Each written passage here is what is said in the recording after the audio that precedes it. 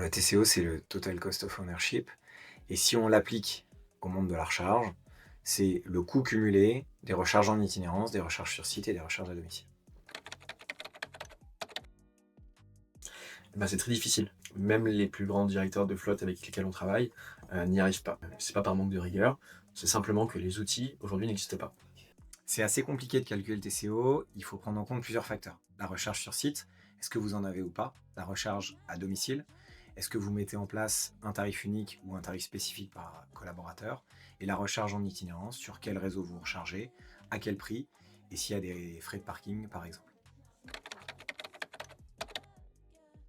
Ce qu'il faut avoir en tête, c'est que l'itinérance, c'est un énorme centre de coût pour nos clients. On a des coûts au kilowattheure qui dépassent parfois, même très souvent, les 80 centimes d'euros, alors qu'il faudrait qu'on soit toujours en dessous des 50 centimes d'euros pour que le business model reste intéressant. Notre enjeu pour avril 2026, c'est la centralisation. Donc on a fait évoluer notre portail pour que chaque session de recharge remonte une action. Concrètement, ça veut dire qu'on va mettre en place 3 actions. La première, c'est les alertes sur les frais de parking. 2, on interdit les réseaux trop coûteux.